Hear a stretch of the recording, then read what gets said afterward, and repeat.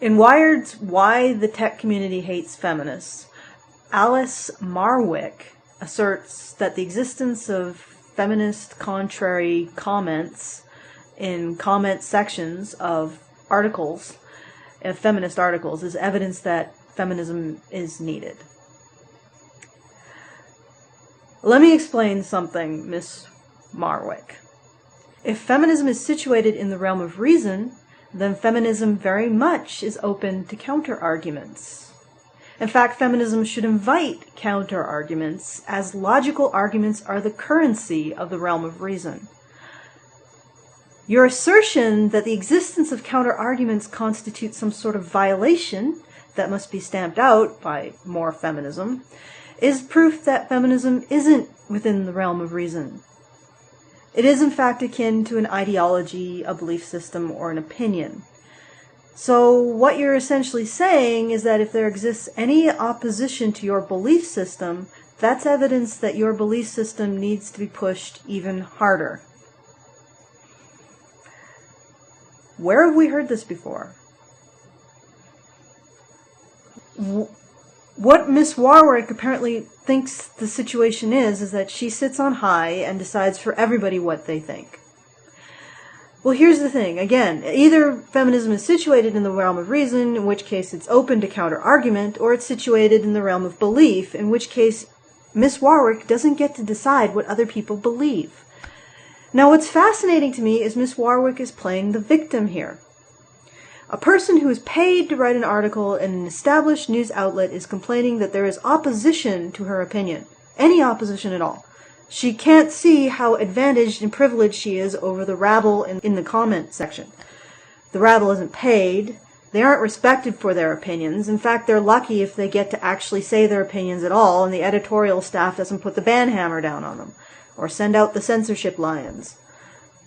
The people in the comment sections only have a voice on the forbearance of their betters.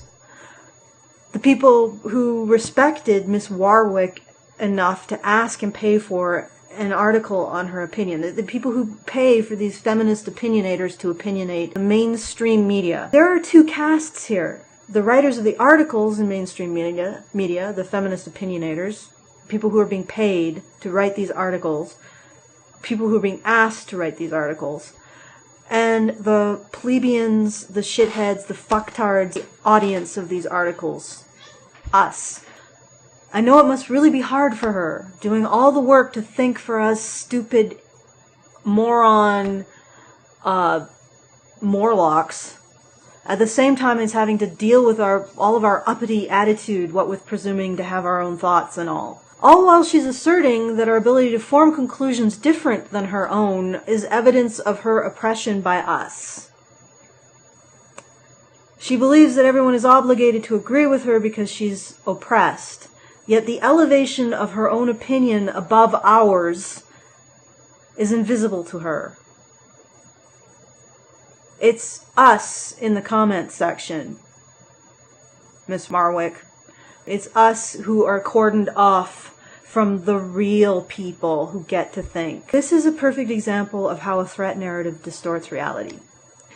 The people who control the presiding threat narrative, the people that control this entire forum of thought, who decide what gets said, are saying that the existence of people who don't agree with them is evidence that they are oppressed. When you have a threat narrative, the people who control, who preside over the threat narrative, use their vulnerability to define the rest of society.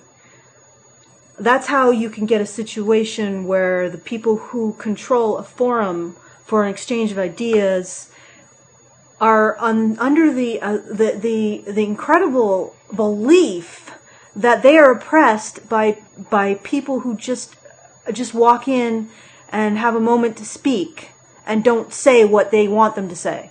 They're oppressed by that. They can only see their vulnerability. They can only see the world through their vulnerability. In fact, everybody in the grip of a threat narrative can only see the world through the vulnerability of the people controlling that threat narrative. It's the sort of funny truth about humans that the ones shouting loudest, and by loudest I mean from the top of society, not the bottom, from the article, not the comment section. The ones shouting loudest about oppression, usually about being oppressed, are usually the ones doing the oppression.